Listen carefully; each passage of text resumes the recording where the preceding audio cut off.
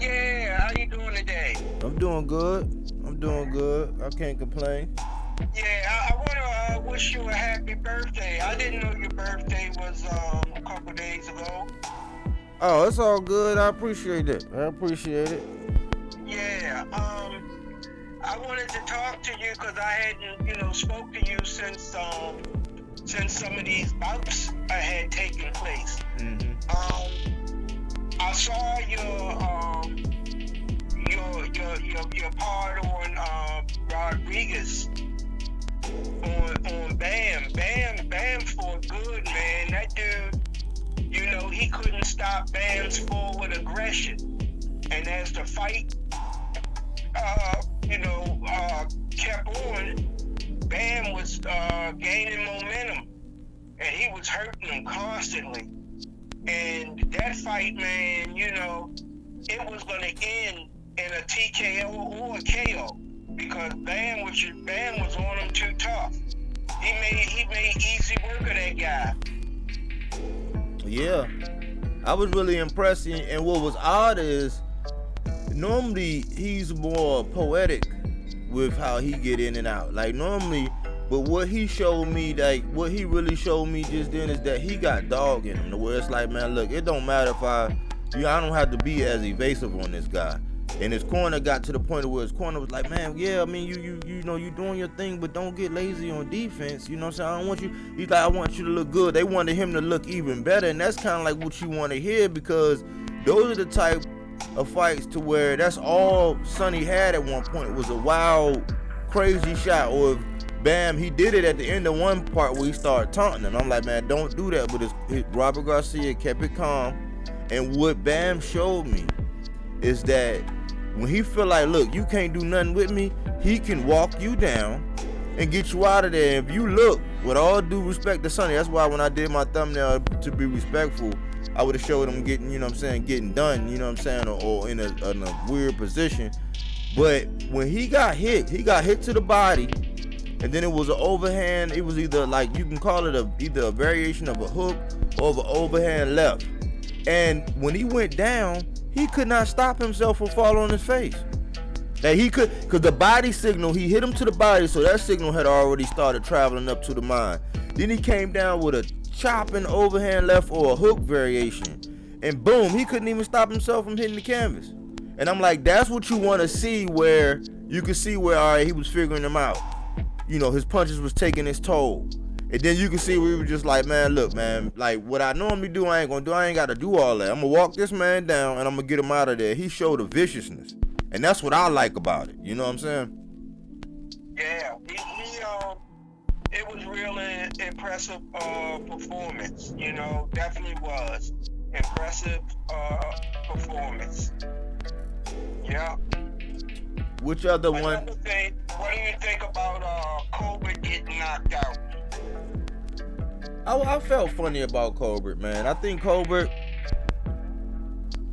unfortunately, I kind of think he's shell-shocked.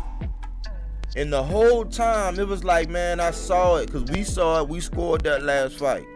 And we were on this, just like with the Devin fight. We scored it. We gave it to Devin. I mean, it was by score, and we consulted with each other round after round. With Colbert, we had it scored like that. Now, if you said Reyo did, but we had scored it, and we had Colbert. But I think something happened to Colbert, and he can bounce back, but it's going to take an extreme dedication. And I think that at this point in time, I know that he has options. You know what I'm saying? He's well off. He was up under Al Heyman and that, so he always telling about business and stuff like that. But he getting at an age to where he can't be playing around. Like, he should have known that Valenzuela was going to come back looking to, finish what he started. Because it was times in the first fight where Valenzuela should have just stepped on the gas. But Colbert boxed. And I think that he went into it with the wrong mindset. He went in there with a case of Sarah, and I'm starting to think that 135 isn't his division. I just think that his lifestyle might not be keeping him down in weight. So he's fighting at that weight we see it with people like Broner, where he's fighting really outside of his weight class, but because of the lifestyle and how your body is, you can't cut like that. But you should be down at a lower weight. I think he's a 130, and he wasn't listening to his corner. And every time he got in the southpaw stance, Valenzuela was hitting him with that left hook. It was like, it reminded me of when Robert Garcia was fighting Adrian Broner. And Robert Garcia was so calculated and so technical. It was like every time Adrian Broner went to the high guard, it was like a trigger that Mikey Garcia was going to go to work. And every time he would let his hands down, Adrian Broner would be opportunistic and he would catch Mikey and get out and all this. But every time he went to the high guard, it was a signal for Mikey, y'all. It's something they watched and studied. It was a signal for Mikey to attack. And that's exactly what happened in that Cobbert fight. Every time this man got in the southpaw stance, Valenzuela would tee off on him. And I'm like, man, get out of that. But if you look at it, when he was in his orthodox, he used his jab. He used his feet. You know what I'm saying? He was hitting almost at times. It was almost like he was stinging Valenzuela a couple times when he was letting off them combinations. But he kept giving himself up to the ropes. And he kept getting in that southpaw stance. And he got caught. When I went back and looked, I said, man, just for curiosity, after I went back and looked and I rewound, I said, what stance was he in when he got knocked out? In that southpaw stance, back and straight back in a straight line. And Chris Colbert got to decide whether or not he want to take boxing serious, because these young boys that's coming out that got something to prove, that really, you know what I'm saying, they ain't got businesses established. They ain't got their, like, they haven't had the tenure that he's had in there, and he get in there with the wrong person, man, and they could change his life, because you can't play around. So I think he got some decisions he got to make. What you think about Valenzuela calling out Tank? Tanker, I think, will beat him easy. That's what I think. But you know what? The win that he got and the way that he got it, hey, who knows? It might put him in line for a fight with Tank. But see, 135 is getting ready to open up. There's going to be a lot of possible fights at 135. And you know what? Maybe Tank fighting him might be a good fight.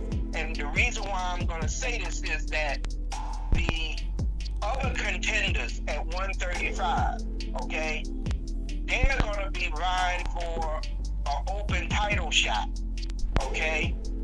While they are going after the mad scramble, technically like a low elimination, who's going to be, get the title shots? Mm-hmm. He could slip in a fight with Tank, because I don't think he's in that running for one of those titles right now. So it would put him in an excellent position to get a fight with Tank right now, while the others are vying for the vacant titles. Yeah, I kind of believe how you believe. I mean, it'll probably be his right. You know what I'm saying? I was trying to gauge Jose Benavidez Sr. I was trying to gauge Sr., because he's been in the corner with Valenzuela when they asked him about, I think that, to me, that's food. You know what I'm saying? I would say, man, a De Los Santos or a Frank Martin, but I mean, jumping straight up. Now, if you get your opportunity, ain't nobody gonna shake a stick at it, but it's like, as a Tank fan, I don't want to go through the backlash of all of that stuff for him fighting that man. You know what I'm saying? He got a shot because he can box. Anything can happen in boxing. I just don't. As far as the masses, I don't think that that's going to move the needle in a good direction. I think that he did do his job. He do deserve his shot, and if he exercises right, and that team say, hey, we're going to go ahead and get you in there, kudos to him. Competitively. At this particular point, you're going to have 6 fighters, okay, that's vying for the 3 open belts, okay? You can have 3 fights for 3 championships that's going to involve 6 different fighters. do you think he qualifies to be one of the 6 fighters for a championship fight? I can't say that, no. That's why I say if he makes an attempt and go after a fight with Tank, that would give him a title shot and would put him up against Tank, which I don't think he would win, but strategically, I think that would get him a title shot where he won't be eligible for a title shot in the other fighters, the other 6 fighters that will be fighting for a title shot. That might be his quickest route to a title shot if he goes after Tank and Tank's belt. Yeah, like that's why I say kudos to him. He got to work his magic. You know what I'm saying? Positive vibes to him if he get that shot. You know, he got to lose himself in a moment like Eminem. But let me ask you something, man, because I wanted to do this, and I gotta ask you about this. Recently, right, I saw 2 interviews from Inoue, and I was gonna send them to you, but I saw 2 interviews, and Inoue said, you know, he was very deliberate, and he was saying that he's been tracking his cardio, and he's been looking at, like, health-wise, like, I guess they looking at heart rates and conditioning and all that stuff, and he was saying by this time, like, he was comparing where he was the last time, you know, going into Fulton, and they're considering the muscles and the acid he used and all kind of stuff, and he's like, man, he's well on par physically, and he posted that picture.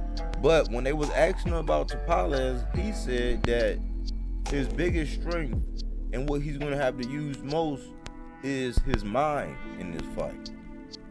And when they asked him about the KO, he said, look, I don't look for it. I don't look for the knockout. He said, but if the opportunity presents itself, I'm definitely going to take a shot. You know what I'm saying? If it presents itself. But the way he spoke about Tapales, I said, you know what? Because this 2023 is a weird year in boxing. And I've been making fun of myself on my lives and in certain little videos, saying that in these big major fights, I'm like 20% as far as getting it right and getting it wrong. I bet, or I lean, or I draw my line in the sand for whatever reason, you know what I'm saying? But when the numbers come out and the results come out, I'm at 20%. And I've been seeing some upsets. I seen an upset where, and maybe somebody saw this beforehand and didn't think so, but with Franchon Desern Cruz upsetting Shadeja Green. I'm like, I didn't see that. Like the way Bud did what he did to Earl, I didn't see that. Like it's been a lot. It's been a couple upsets where I'm like, man, I just didn't see that coming. And so it made me go back and look at Tapales again.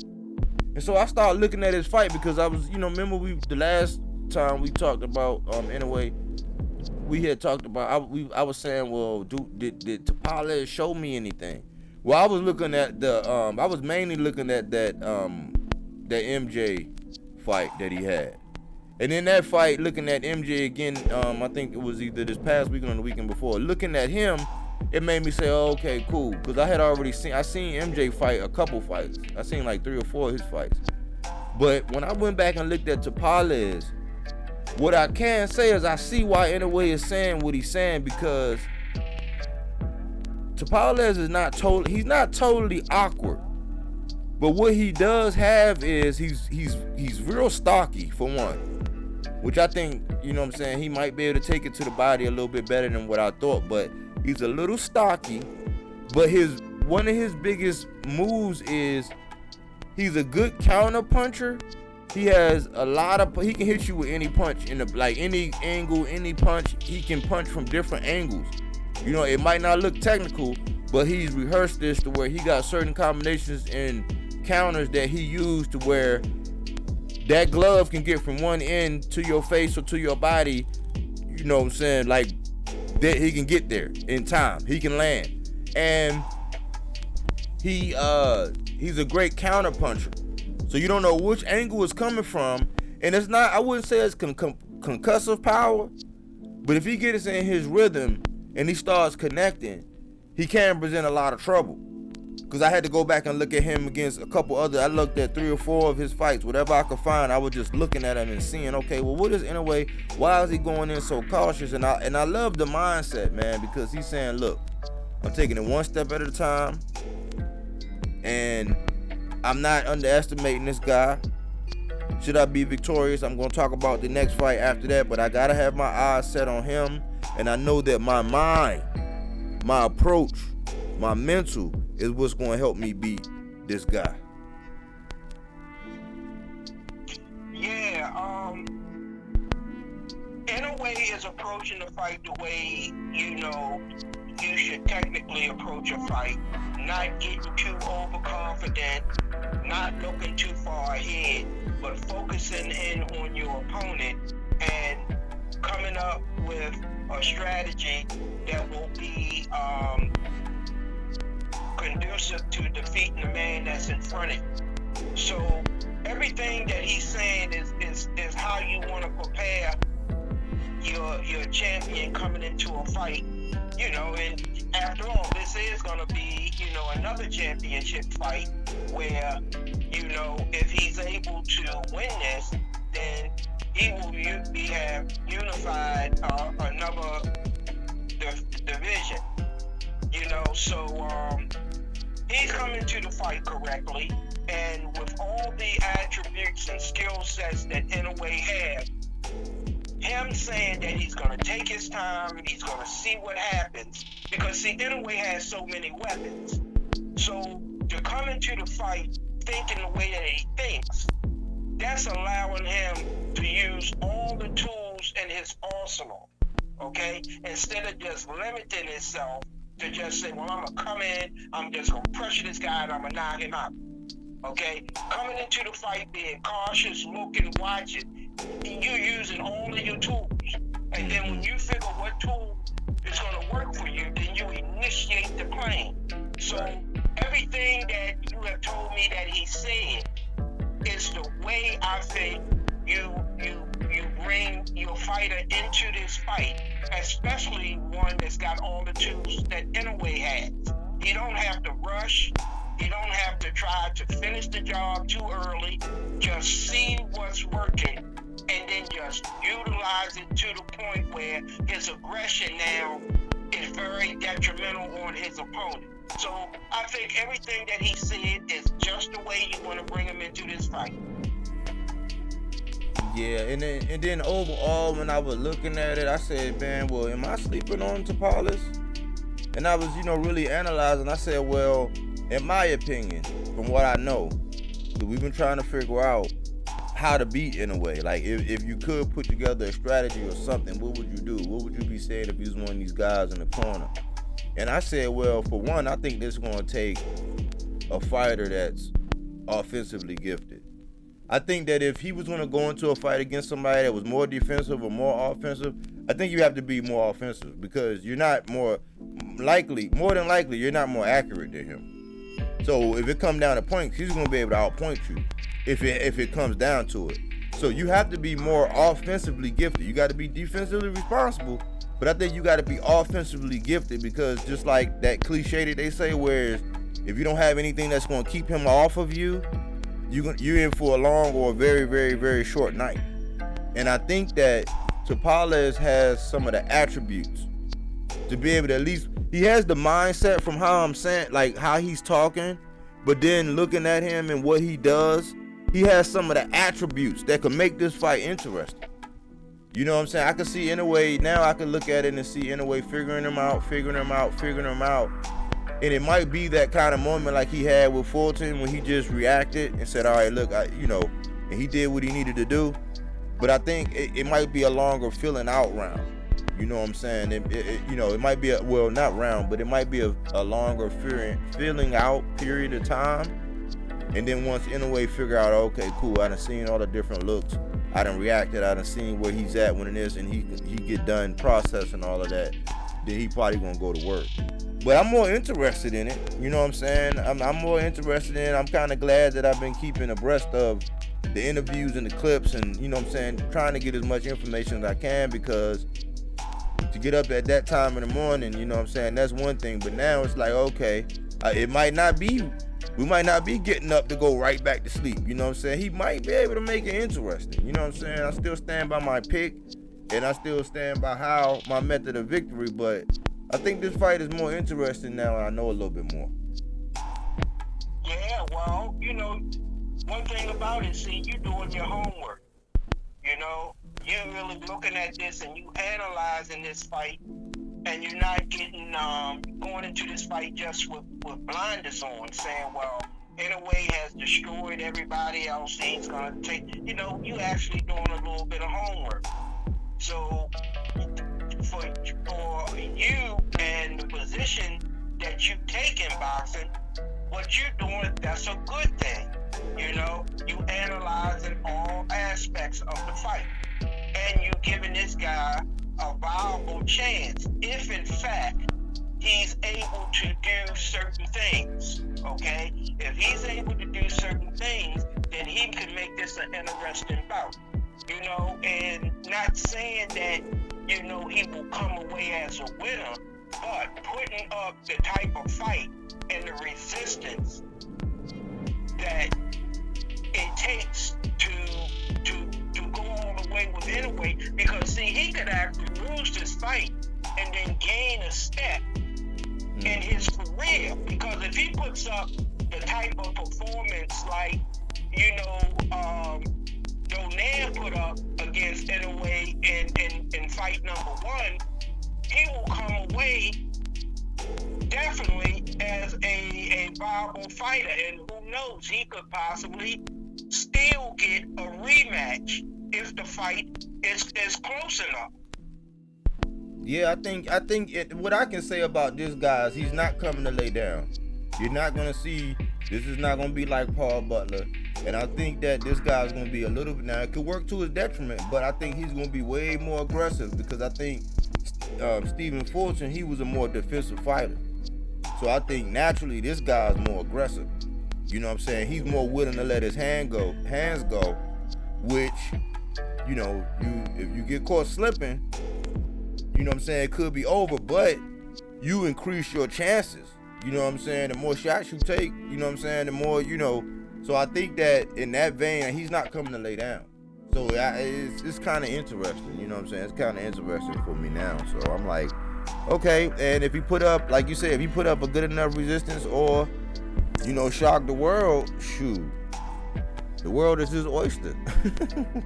Yeah. You know, so he's got 2 avenues of getting another fight with Inoue. If he could come away with a win, or he come away with, I'll say, a split decision. That would be worth another fight with Inoue. But he's got to put up a good fight, though. Yeah, it's a lot on him. You know what I'm saying? I think he got the mindset, man. It's gonna be an interesting fight. It's gonna be an interesting fight. I don't know. Did you have? Was there anything else in boxing that you've seen or heard about? No, I just really wanted to go over the 2 fights that we hadn't had a chance to talk about. And when you look, you know, to go back on what we was talking about, Colbert, everybody in the ring, at ringside, watching this fight, everybody could see that looping punch that he got hit with. Mm-hmm. That punch wasn't set up by nothing. Mm-hmm. He just took a step forward and came from left field. Well, actually, he came from right field, because he hit him with his right hand. He just stepped in and just started swinging this punch from his hip. He swung from the hip. His punch wasn't up at his chin. He stepped in and he wind up and he threw this long looping hook, and it caught him. There's no way he was supposed to get hit with that punch coming from the distance that it came from. He was supposed to at least have a hand up to try to block it. Yeah, or when you back up, you gotta have your feet up from under you, because more than likely, whatever direction you're going, you have a tendency to be leaning over. That's why they say stay behind your front knee. But when you're going backwards, if your upper body is past your midsection and you're going backwards, you don't have your feet up under you, all they gotta do is go in a straight line, and they can lunge and lean. Even if he would have swung and it didn't land, it was more inches. All you had to do was nudge forward, because he's going forward and you're going backwards. It's a recipe. It's one of the cardinal sins in boxing, man. Caught straight back and caught at one, you don't have spider-like reflexes, and then backing straight out in a straight line with your hands down. That's like amateur. Like that's nursery school, you know what I'm saying? So that's what happens, you know what I'm saying? That's what young boxers need to realize, man. Technique. If you don't go backwards, have your feet up under you, have a guard up, have something, put up some kind of traffic or something, and don't do it over and over again. Because Reyo was waiting for that. He had been waiting for that, you know what I'm saying? It was like I said, that I guess that what you call it, a key, or you know, they call it like a key, like that people give, like a boxer will give a key, and whenever you see that, you do certain things, and like if they watch enough and they know your habits, boom. So he knew it was a matter of time he was going to do that, man. So you know, I hope Chris Cobbert learned from this, man, and don't be getting in there playing at this point, because somebody gonna try to. They took your cornbread twice now. Somebody gonna try to you know what I'm saying, send you on your way. Like somebody gonna try to retire you. He keep getting in there like that, man. Yeah, he wasn't supposed to have been hit that easy with that punch. It was first of all, his vision should have saw that punch coming, because the punch, it wasn't set up by nothing. It just, you could see he took a step forward and started this looping punch, and the punch, like I say, came from right field. You know, and the punch landed, and once he hit him, it wasn't no recovering. That punch hurt him. The way he was laying on the ropes, you could see that was a devastating punch. Yeah, as far as the way he reacted and the way he was laying forward on the ropes. Yeah, I think he might have been asleep for a second. I was concerned. That was like almost like the same concern I had for Leo Santa Cruz when he was laying there that time. Like, cause he was there. It's 1 minute when you laying there, but like when you laying there and ain't nothing moving, you know what I'm saying? Like after like a second or two, then people start coming and you still down there and they still, you know. Yeah, I was concerned. I'm glad he was able to move on. He back online talking to the haters and talking to his fans and this and that. So he all right. A humbling lesson. You know. So, but yeah, I appreciate the birthday wishes. And yeah, I like talking that Inoue, and I'm excited about that. That's Tuesday, but it's a big fights coming on this weekend. You know, big heavyweights, Bivol coming back.